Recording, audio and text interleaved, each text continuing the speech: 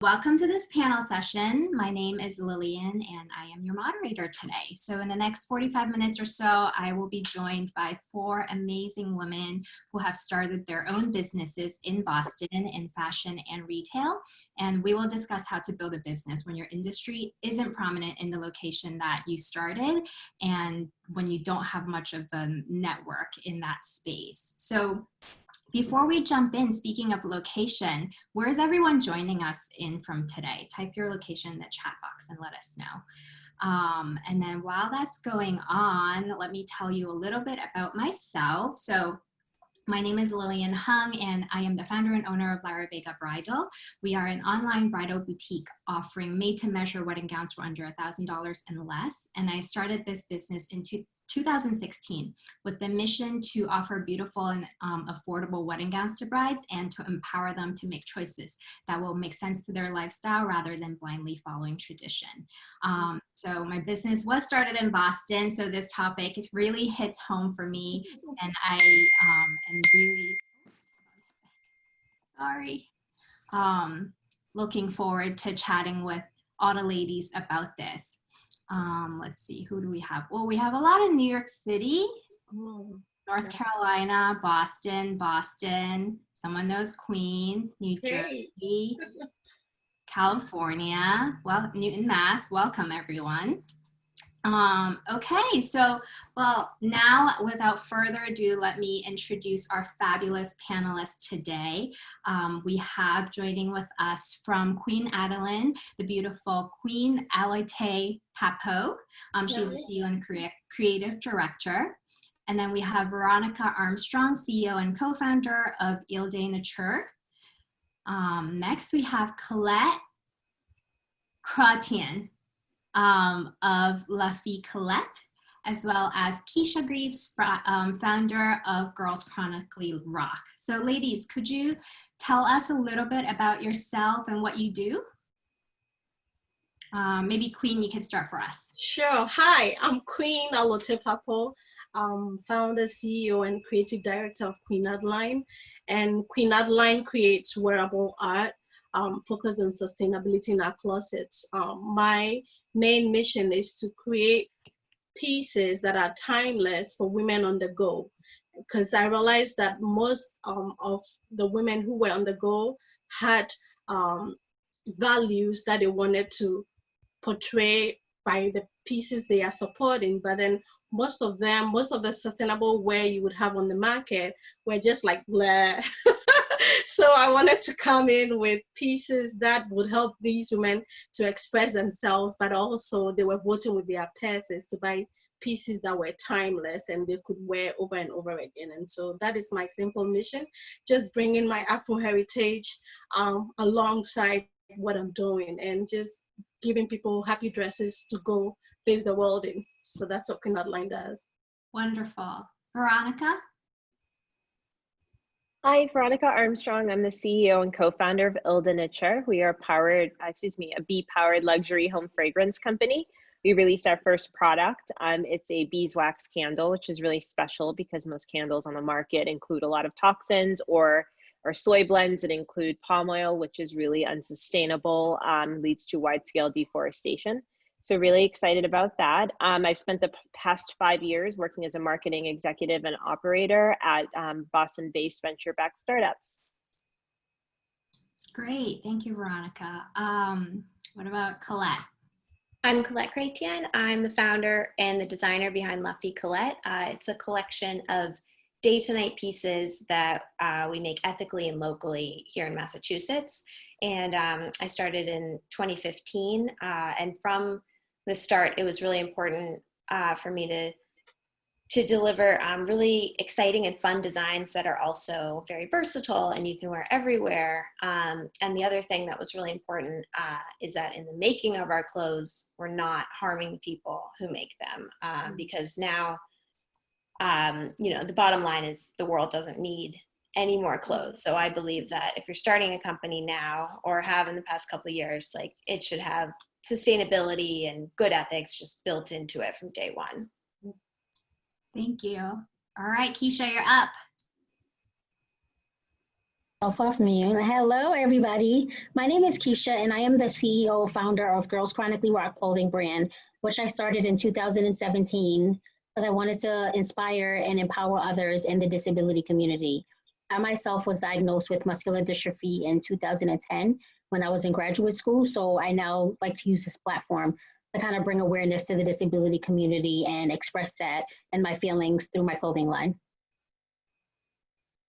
Thank you, Keisha, and for all the introduction. So now that everyone's heard and learned something about us, we like to know a little bit about our audience. So Christine, if you could pull up the first poll for us, we'd like to know what's your interest in this topic today. Here it is. So are you a founder that's in a similar situation? Are you considering founding a startup? Or you want to work for a startup in this kind of situation, or are you just curious about the topic? Why are you joining us today? We'll give a minute for everyone to have a chance to fill out their poll. And Lillian, while that's going, I just wanted to quick mention that what I didn't say in the opener is that if the attendees look into the Zoom chat, you'll see a link to an app called Slido where you can put questions for the panelists. And so they'll be able to see your questions and answer them from there. Christine. Great. How do I know when everyone's done? Will I have a, So we've got a few more seconds left, but it's kind of like popcorn. I can just like see that the pops have stopped and then we can just go from there. All right. All right, ready? Here we go. So for anybody who's still got their fingers on the keyboard, I'll count down and then we'll stop. 3, 2, 1, and share results. So fun. Okay. So we have a good amount of founders. We have a good amount of people who are just curious about the subject, and some that, so like pretty kind of like across the board, a little bit of everything. Very nice. Well, as you've heard from the ladies, we really have a very diverse group here today with brands that cover, you know, important topics like activism, sustainability, cultural expressions, and then also the experiences of this group range from like bootstrapping solopreneurs to startup veterans who've successfully brought like product to and brands to market. So I'm really excited for just this range of experience that we have today and the advice that we'll cover. That said, we have a second poll. So Christine, if you just pull that up for us. Oh, stop sharing that one. Thank you. Go to our next one and launching now. Great. So what are you looking to learn about the most from this session? Is it overcoming location challenges, advantages of having a new business in Boston, and, you know, tools and tips, or growing a local business beyond the founding location?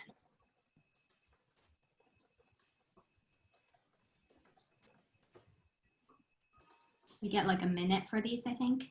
Mm-hmm. Cool.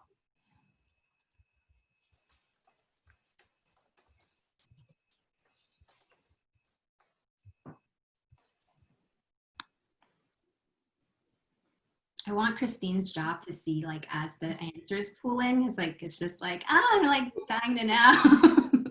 I'm like the auditors at the Oscars. I know you are. I can't say in advance, but it does look like we are finished, so we can end polling.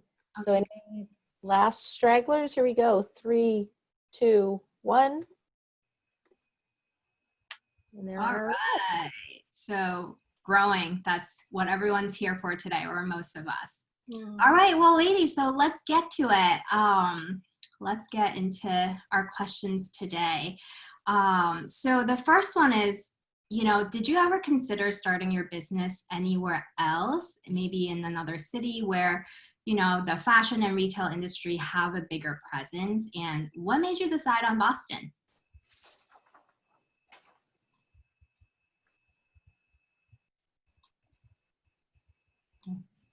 Anyone? So, I'll go. So I was based in Boston. I was Boston born and raised, but I've since moved. So for me, it was first just proximity, right? I was there. That's where my network was. but my company was always geographically distributed. So Ile de Nature was inspired by climate affected regions. So Dominica, an island in the West Indies, obviously pretty far away from Boston. So it involved traveling there, maintaining a presence in New York to start scouting for retail locations. And we also had beehives in Dominica and the Berkshires, Massachusetts. So the company was really, based in Boston because that's where my partners and I were. But from day one, we were kind of geographically dispersed, which I feel set a really good tone for the rest of the company's trajectory since I've now stepped out of Boston for a little bit. Yeah. I mean, I would say it never really played any role in my decision making because I am not centrally in Boston. I am in Greater Boston, and that really didn't make a difference for me because my mission was still going to be accomplished anywhere I was going to be in. So I just like Veronica said, I felt like I was thinking globally and just acting locally. And so regardless of where I found myself, I was still going to go ahead and create wearable art for that woman on the go. So it never really played much of a decision, although it does impact your business and the way you go about things. And I'm sure we'll talk about that later on. But location-wise, it really, if anything, it would have been a deterrent because Boston has like 0 to none fashion presence. And so it really didn't make a difference for me. I was just going to launch this and go ahead and make it work. I'll go. So I always loved Boston. I knew I wanted to be here. I think it's true of a lot of millennials.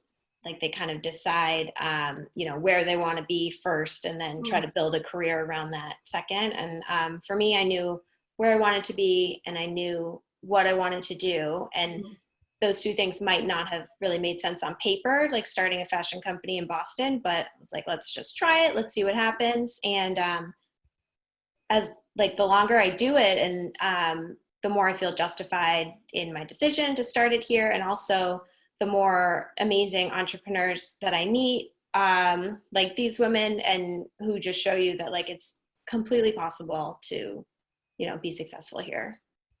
Yeah. For me, I would say I always vision myself having a business and living in New York City. But I think because too, I was also so chicken not to leave my mother. So that's why I never went away far to college or anything. But I think that's what it really was. But then when I look back, it's like I'm a true believer in maybe everything happened for a reason, because then I was diagnosed with muscular dystrophy in graduate school. And here in Boston, yes, we are known for our hospitals and our doctors. So that's why I just kind of feel like, so everything happened for a reason. So yeah, I started here in Cambridge, but yes, I do feel like, as Queen said, like fashion I hear in Boston is very lack of, especially like Boston Fashion Week and things like that. So sometimes I do think like, oh, I wonder if I lived in LA or New York, what would my business be like? Would it make a difference? But also like Queen said, it's like no matter where you are, I'm still accomplishing my mission, sharing my story and my journey. So, and I can always, travel if some business comes about in New York or things like that. So I'm a true believer. I'm like, this is, I guess, where I was supposed to be. Yeah. Like we're just all like a group of go-getters and we're like not gonna stop us, like this is what we want to do and we're just gonna go for it. So my next question, so like what are some of the first steps that you took once you decided that you're gonna start your business in Boston, and how did you find the resources that you needed? Like I know for myself, when I started, I had a really hard time finding commercial photographers that I liked. So like, what were some of your experiences? And I know that in our panel we have, some that has utilized local resources quite well, and then some that have utilized like global resources. So love to hear a little bit from both. I guess I'll start. So the first thing that I did was I just went into a long like research phase, and I read every book that I could that was sort of like how to start a fashion business, and read a lot of blog posts and things like that. And a couple resources I found helpful to find actual like production partners are Makers Row, which is a website that can connect you with different factories and production facilities. And the CFDA, which is the Council of Fashion Designers of America, they have a good directory that you can search, like all sorts of production people on it. And another thing is just like when you're starting out, talk to everybody you know and see if they know someone who has done this, and try to talk to that person and see if you can ask them questions about, you know, who they work with. That can be a little bit tricky because in this industry, it can, like, some people, you know, guard their trade secrets, and it's getting a little better, I think, but it's, No. when you start out, you're like, wow, why can't I just Google where to make clothes? And it's really not that easy. So you have to do a lot of digging, a lot of talking to people. And the other thing that's important is to really learn the process of what goes into making what you want to make, because you might be looking for one production partner, or you might be looking for, you know, different people, a sample maker, a pattern maker, and they might not all be the same in the same place. So just, research. Yeah. I mean, Colette, I 100% agree with you. For me, I kind of went the reverse route. I actually, as curious as I was and adventurous, I actually started like venturing into business a little bit. And then I realized, like, right from the get-go, the knowledge gap I had. And so based on the knowledge gap that I had, I went to school. I went back to mass art for the fashion program, and it was specifically to gain technical knowledge, because as you said, especially for the fashion industry, it's nice when you can just design pieces and get somebody else to do them for you. But because I wanted this made in a particular way, and because of my focus on sustainability and that purpose to bring across my values, I went to school to fill in the gaps that I needed with the technical skills of how to tailor a piece or how to construct. So I did a reverse route, and doing that, like you said, enabled me to be able to pinpoint the resources that I needed, one, and then two, just ask questions away. Like anybody that I knew that had an inkling of anything I was thinking about, I was gonna just plow your brains, get tips, get resources, like anything at all. Anybody that I valued as a, not even valued, you didn't have to tell me you went to fashion. If you had anything related to what I was doing, I was talking to you, you were gonna be on my pseudo mental list, whether you liked it or not. And so a lot of asking questions, prodding, and then mapping out the process of how your finished product gets to where it is very important. Because like you said rightly, again, especially in the fashion industry, like people got from sourcing to finding the right people to software, to, like, it's not shared knowledge. And especially here in Boston, even for photographers, you would have to kill to get like the best photographer. So yes, one of the best ways to do to make sure you're ready is to, one, research your resources, but also to map out what the process to get into that finished product or service looks like, and then identify the gaps you have personally. Because obviously, if you do your work well as a founder or as a CEO, in the end, you should be redundant. And so, and so if you're able to identify the gaps, the skills gaps or the resource gaps you have, you are able to plan well, and you are positioned to grow. So that's what I can say. I would Mine say is for me, oh, probably- sorry. Oh, no, go Keisha. Oh, sorry. I would say for me, what has helped me is honestly the social media platform today. was just kind of building that audience of, especially the disability community. And that took some time for me because I also had to figure out and acknowledge that I was diagnosed with muscular dystrophy, where I was in denial of that for so long. So I think, it's like I had to accept that and kind of reach out to, social media and use the different hashtags and then kind of feel that support and, knowing there's like myself. And then I think that just kind of, because I'm like, it's time for me to start putting my business dreams to use. I always knew I wanted to be an entrepreneur. Wrote my business plan in graduate school, but then of course, life happens. So once I kind of came out of that denial, I just kind of reached out to social media. And another thing that definitely has helped me is being a part of these different support groups like Boston Business Women, Women Helping Women. And I've met and connected with so many other individuals, and, just asking a question and elaborating has definitely helped me with, expanding my business and gave me great ideas and tips of what to do with Girls Chronically Rock. I'm probably a little different. I think I'd known for a while that I was going to be an entrepreneur, but I wasn't really sure exactly what I was going to do. So I started working at a startup, and I thought that was the best way to really gain my footing in that transition from big company to little company that's growing really quickly. So I spent 3 years at Love Pop, which is a Boston-based 3D pop-up greeting card company, and I held a variety of roles there, and my ownership and responsibilities grew along with the organization, but I was always really transparent with my boss, who was our CEO, Wambi, and I was always like, after this, it's most likely that I just move on to my own company. And so I think being really open with the person that I worked with and for about what my intentions were made it so that he would always provide feedback through that lens to me. So when I became a general manager, I was overseeing a cross-functional team of about 25 people in Boston. And then we also had a team in Vietnam we were working with.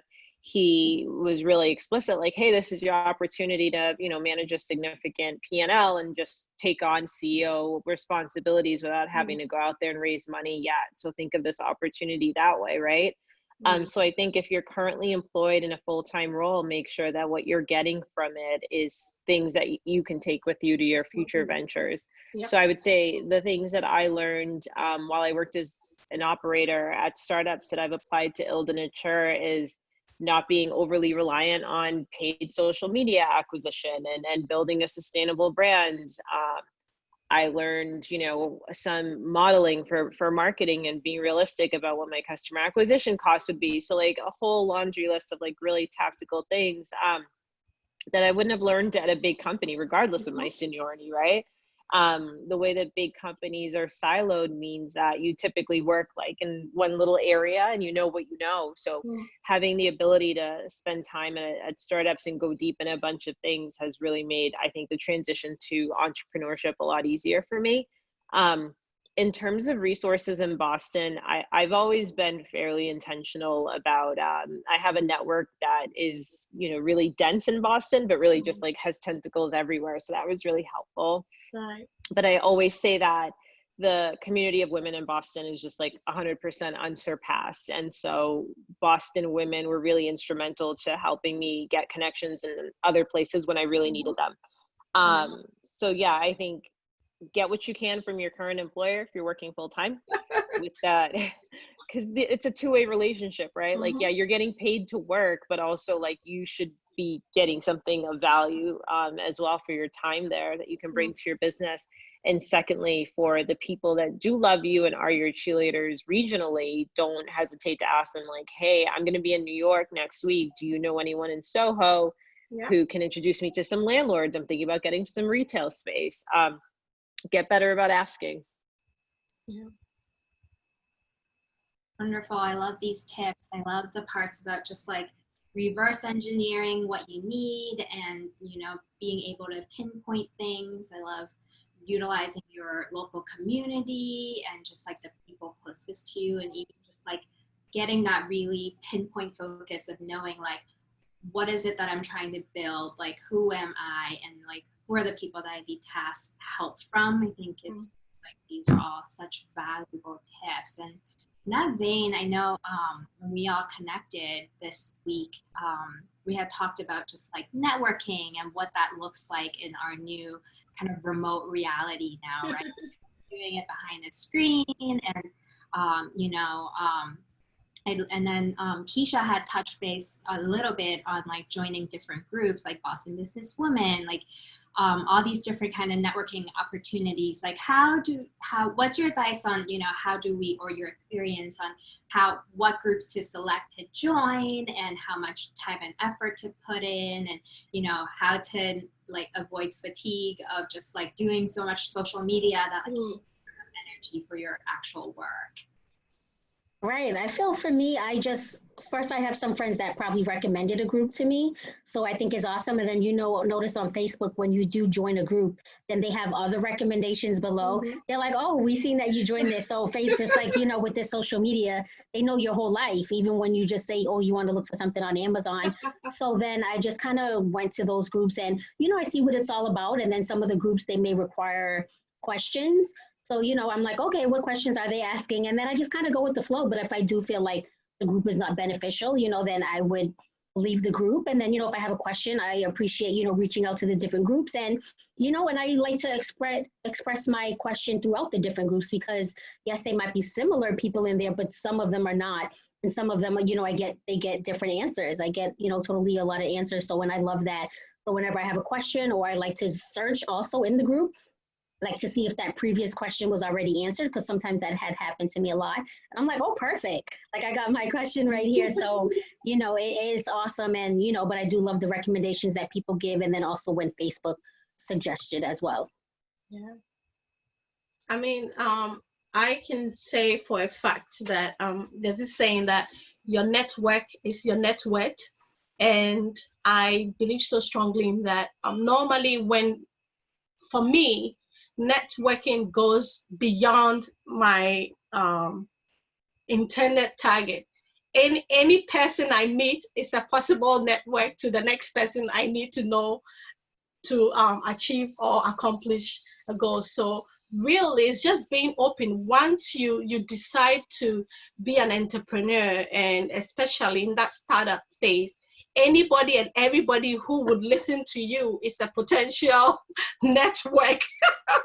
So you're gonna hook onto that person, you're gonna plug in, but also in a very genuine and authentic way. I believe that one of the most efficient ways to grow as a startup is just to be yourself and to authentically connect. And so be it at an event or on social media or wherever it is, you need to show up as the authentic self and the authentic brand.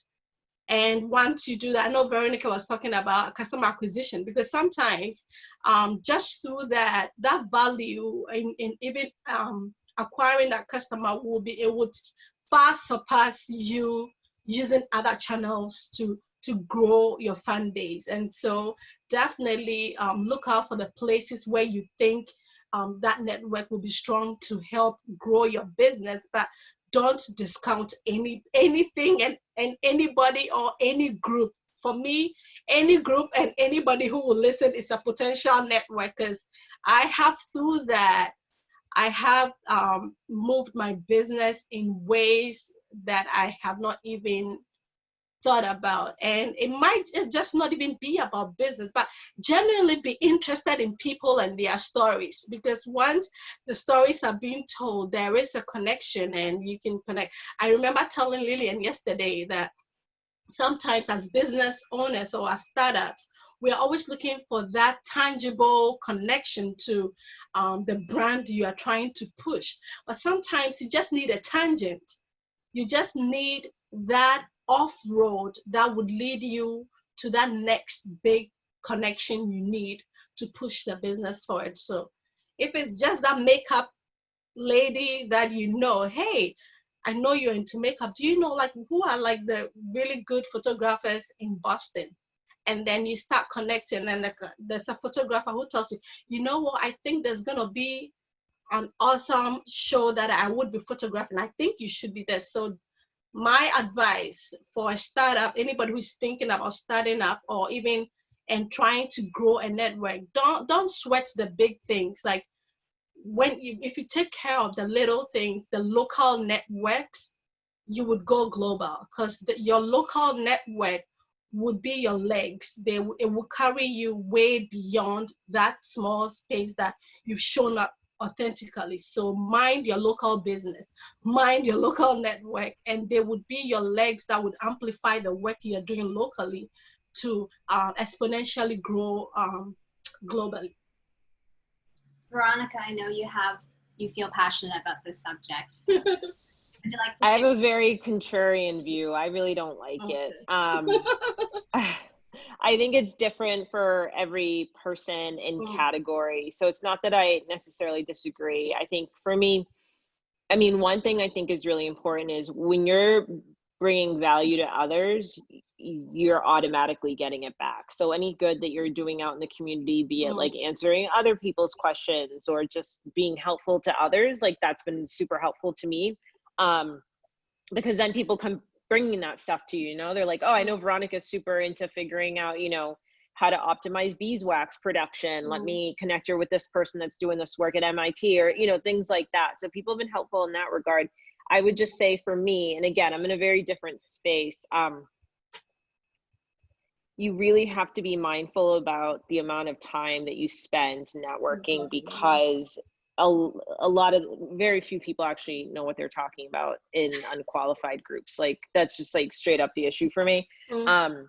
So, but it depends, right? Like I know a lot about acquiring customers online. So for me, I don't want to get that advice from other people unless they're like real experts in it, right? I'm not going to ask a broad question, but you know, I'm not an expert on bee production. So in a bee group, I could be very inquisitive and start to get some value. So you get what I'm saying? It's not like unilaterally not useful. It's just overall as an entrepreneur, I think I'm in a space where I primarily spend my time with talking to a lot of entrepreneurs who had, like one I was talking to today, he's raised hundreds of millions of dollars over his career. He's obviously older than me. Like there's value there. Then I have two other women I talk to a lot who are just raising their seed rounds and are like 15 years younger than I am. So I try to have people on, you know, every end of the spectrum in terms of like business performance, age, how much they've raised and things like that. But I'm very intentional about the amount of time that I spend and who I spend it with, because I like to give people the same amount of value that they're giving me, and we all have limited time. So in order to do that, I try to be really tight about my quality filter and qualifying the groups that I'm in. Like, are these people really about it? Like, have you actually scaled a company to $100 million in less than 10 years? Because like, that's where I'm trying to go. So it all depends. I try to have a beginner's mind on most things. There's definitely some groups where I lurk in, you know, marketing stuff just to hear what other people are doing and things like that. But typically, like, there's just not enough time. So I try to, you know, either a warm intro from a friend, people that I know have walked the walk, they've done it before, versus like, I guess I'm not like super stranger friendly. I mean, like you're saying, I think that is that's the most distinctive, that's the distinction, is just being sure that where you are going and where you are connecting has the value you are looking for. But then you also need to be conscious of the fact that some doors might not look like the door you need to enter, and sometimes you just need to qualify that situation. So obviously, just being on all networks, and like for me personally, that is draining. I can't do that. But I'm also, like you're saying, you need to qualify the value that is bringing, and you need to know what you are looking for. And so you are sure to know that plugging in here is that tangent I need to get to that next step. And so definitely you need to qualify, because time is the most precious commodity we have as entrepreneurs. And so definitely you need to qualify where you are going with this. I'll give you guys like a tweetable soundbite before I'm quiet on this. Because the thing is, like, especially for people that are in e-commerce, there's so many people that are out there playing on the internet and acting like they're more successful than they are. And when they're private companies and there's no way for you to like pull numbers and qualify, like, and actually, you know, verify that. I think what we have is people that are really great at building social followings and talking a lot and, you know, becoming gurus and just regurgitating the same information. but they haven't actually done anything. And so sometimes the people who are the best to talk to are the people who aren't easily found, which is why it's always best go to those people that you trust and know and ask them for an intro, because there's just too many people talking on the internet. Yeah, that's true. On that note, I want to follow up. So do you ladies have any recommendations on maybe like a group that has been really helpful for you in your journey, or, you know, a resource, like maybe it's something like Startup Boston, or, you know, any actual thing that our audience could take with and just know like, okay, this is vetted and this is legitimate and I can trust it, and, you know, look to for advice? I'm a member of the Female Founder Collective, started by Rebecca Minkoff. And whenever I want to, you know, ramp up some in-person selling and do like pop-up events, I go on there and see all the different opportunities that people are posting about. And there's just, there's people all over the country, and I think that's a great resource to collaborate with other female entrepreneurs and different brands that might have this similar audience to you.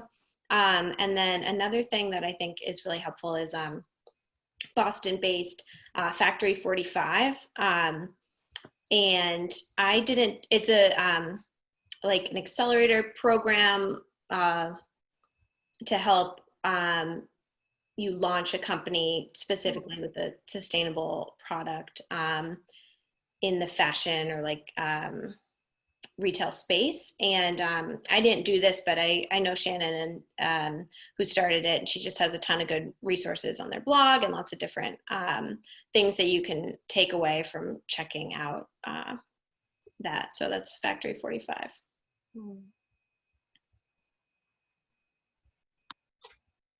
Great. All right. We'll move on to the next question. Just a reminder to our audience, if you have any questions that you'd like to ask our panel, you can go ahead and submit those questions on Slido, and we'll try to answer it. And if not, wait, Lillian, sorry. Can I give community plugs? I was just trying to be quiet because I talk a lot.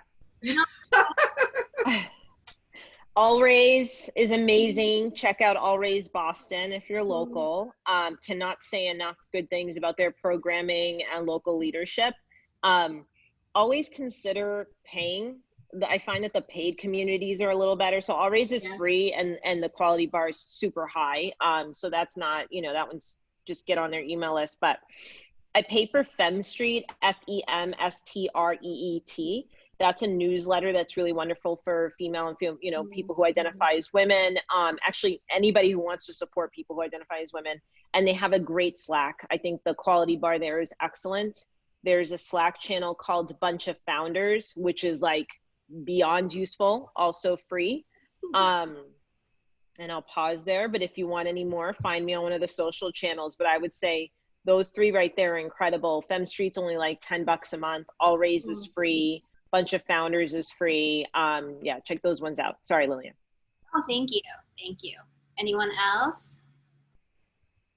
I mean, it depends on the stage at which they are at. But I remember when I started, like in 2014, Score Boston was like a really great resource because it was free. And one of the things I loved about it was you got to specifically have mentors who were specialized, and so you had like a wide range of people to talk to for free. So that's definitely for pre-startup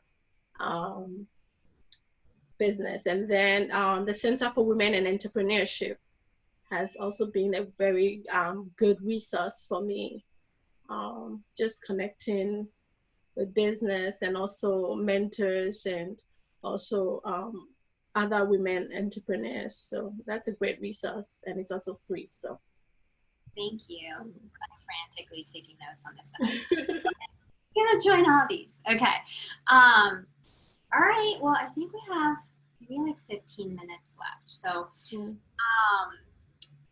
how have you scaled your business beyond Boston, or like how have you expanded your marketing reach beyond Boston? I know we have a couple of us have been on Good Morning America. You know, we have, how did you get there? And I'd love to hear, you know, maybe some practicals of like, what did you actually do to help with our audience? And maybe we can start with Colette, because we started the conversation the other day. And yeah. Sure. Yeah, so with marketing, I like to think about like, who do I want wearing or talking about our clothes? And I start making like long lists, databases. And so that might be like a list of celebrities or influencers or journalists, fashion bloggers. And with these lists, I mean, you can either do it with time or you can do it with money, which I think is true of everything in a business. So whatever you have more of at that stage in your business. So it's just like researching, like take a celebrity, like Googling like who their stylist is. Maybe there's a news article, or maybe they tag them on Instagram. Or maybe they don't have a stylist, but they have a personal assistant. So just like finding out these people and putting their contact information together and emailing everybody. And I would say that if you're emailing 100 people, maybe you'll get, you know, a handful of responses that are no's. And I promise you, like on the same day, you'll get 2 emails, and one will say like, oh, your price point is too high, and the other one will say, oh, your price point is too low for us, or like, you're too edgy, you're not edgy enough. And like it's just you know, everything is subjective, and there's lots of different markets, and you just want to find your fit. But yeah, I emailed Robin Roberts, stylist, and didn't hear back for 3 to 4 months, and then got an email that was like, yeah, send us a dress. And then the following week it was on TV.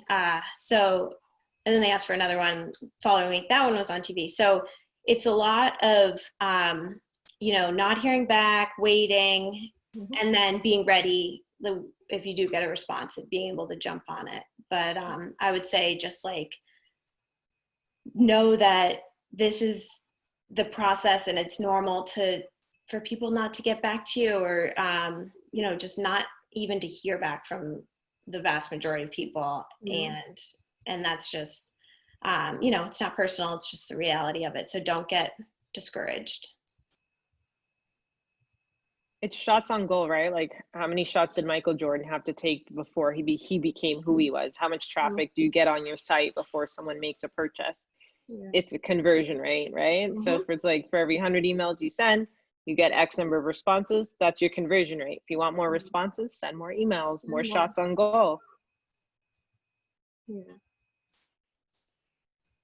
I would say for me, yes, it definitely same with what Colette said. And Veronica, I've been sending emails all the time. I've been sending them to different vendors like Macy's and things like that. But I must say it feels so good when someone does respond, because for me, keep emailing and keeping my consistency. I have been featured on, my story was featured on GMA, Good Morning America, the Today Show, and also ABC Chronicle.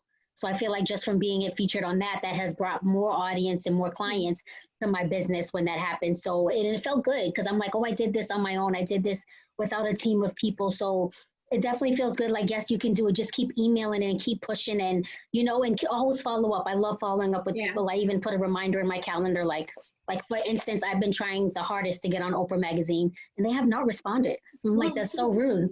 But I keep, you know, I keep emailing it, and I'm just hoping my fingers crossed that hopefully they would get back to me, because I would love to be featured in that magazine, and of course so much more. But, you know, it definitely, the consistency definitely helps, and just keep pushing and keep trying, and somebody will respond. Maybe after they see this, they will, Keisha. Hopefully. So, sorry. Sorry, Lily. One has a connection to Oprah, and then Keisha's side. Yeah. Yeah, I mean, also for me, growing beyond local, it's been interesting. So it's still, I have had to, my model is very different. So my model was more of giving that one-to-one in-studio consultation for that woman to leave the studio feeling ready and well-styled for the day. And so that was my model for a while. And those people in turn were sending friends from all over the country flying in to come to the studio. And yeah, so I had that challenge for a while. Go global, go online, go crazy with online marketing and go digitally, or stay local and grow that base. Because one of the gaps that I identified was that as much as we're all excited about online shopping and that ease, there is that sector of the market who wants to come in and be catered to, who wants to come in and feel like you are here just for me and I'm here just for you. And that world is rapidly going away. But then I found that I grew that way. And then obviously this year I have just been that trajectory has grown, because now I have to do like online fittings and online styling. And so it has organically grown to going beyond the people coming in. So obviously it has been organic. It wasn't intentional, but I have organically grown that way, but still keeping to that key aspect of having that personal consultation and seeing to that customer. So it's been organic. What would you ladies say was like a challenge that you faced, like because you were in Boston? And then like how did you overcome that? Or like was there none? Like did you really just feel like we live in such a global community now that like location really actually isn't that big of an issue? Well, there are challenges in Boston. Like, well, I don't know about the rest of you guys, but I mean, like, and I hate to keep sounding like a broken record, but I mean, this is Boston, and we're talking about fashion, and it helps to have a community that would kind of that you can rally behind. And even to, like Colette was saying, even to Boston Fashion Week, or to like all these exciting events that you know are happening in New York and in San Francisco, and you're hoping like somehow Boston will be energized to like doing that. And so it is challenging, and sometimes just going beyond like the culture of the city. Because I remember at one point in time in my business life, I nearly got affected by the culture of the city. Because you would maybe create a line, and then you're thinking, this is not Boston. This is too much for Boston. Should I tone it down a little bit? And then you need to remind yourself of the mission, that this is where I will add. It's for the bold. It's for people who want to express themselves. So yeah, like most people in Boston are not too, they wouldn't be happy about this, but the rest of the world are. So let's keep going. So it is challenging to act locally and think globally. In my case, when you look at just the city you are in, you would feel like I don't want to do anything. I just want to make blue things, because that's the only thing that sells very well in Boston, blue and white. So I'm serious. Colette, have you had that experience? Yeah. Yeah. I know what you're talking about, Queen. Yes. If we made just blue pieces all year, we would sell out. Yeah.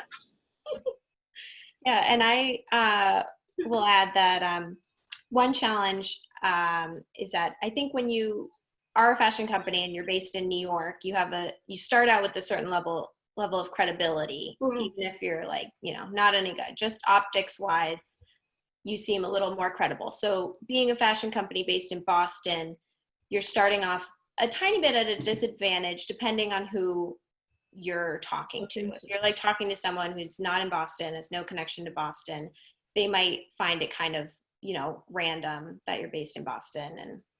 And but I like to talk about how in Massachusetts we used to have a booming garment industry. Textile industry, yeah. Yeah, and with globalization, with fast fashion, like all the jobs were outsourced, and now there is a bit of a revitalization, and we're trying to bring jobs back and create things here locally again. And I think that's so important because in the 60s, 95% of the clothes that Americans bought were made in America. And now it's like 3%. And I just think that if you focus on how you're bringing that back and you're creating locally, I think that's really important.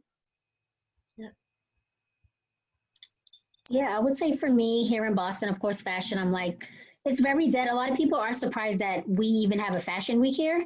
Because I even had brought that up to some of my friends, even in New York, and they're like, you guys have one?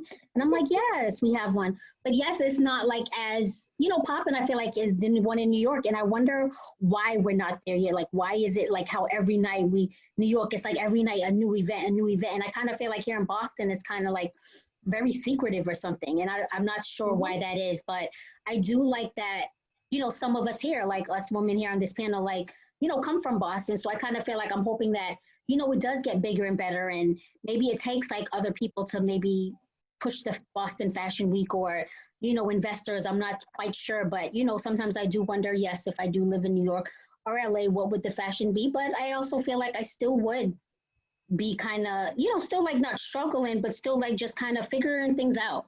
Yeah. And just, as each and every day I'm learning something new about the business. But yes, I would like Boston to get better with the whole fashion thing, especially with Boston Fashion Week. But, I'm happy to be here and I'm just hoping that it gets bigger and better. Yeah, I would say Boston has a lot of areas of strength. And then I think as soon as you start deviating from them, it starts to get a little challenging just based on its size, right? Healthcare, academia, technology, hardware, awesome. You start talking about CPG, consumer packaged goods, fashion, anything that doesn't fall within those verticals. And it gets a little more challenging. It's not impossible, but it's challenging. I think that Boston just likes to celebrate the same people over and over again. And so and there's almost a lack of shame for how boring it is.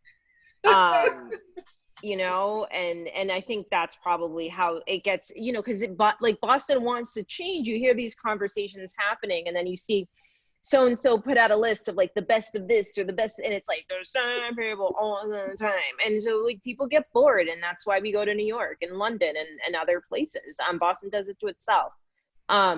So for me, like I'm not going to try to waste my time changing an entire community. Like it has its strengths. I just happen to do something that doesn't fall within those pillars. And therefore I leverage all of the brilliant, amazing people there that I know that are doing other things because the knowledge is still applicable. If anything, I love talking. Like I was talking to some PhD like in a lab and just like he knows nothing about what I do and I know nothing about what he does, and we still delivered value to each other. Smart people are smart people. But when it comes down to like in my category, in my industry specifically, if Boston's not strong in it, like don't waste your time, trying to be like, why didn't I get in that? Everyone knows that magazine's boring and they put the same people all the time. Like, let them be boring. That's why nobody's buying it. Go somewhere else. Yeah. And sorry, I was just gonna say, there may be challenges, but then vindication comes with the success of your business. And so you might locally not be making inroads, but so long as the business is sustainable, is viable, and you are growing, you're on the right trajectory, and that's the most important. So I don't care if anybody knows my name. I hear those little pings from Shopify and I'm fine. I'm not worried about it. So, like brutally honest, I love it. I love you, Boston. You just have work to do. Be cool. Yes. That's right.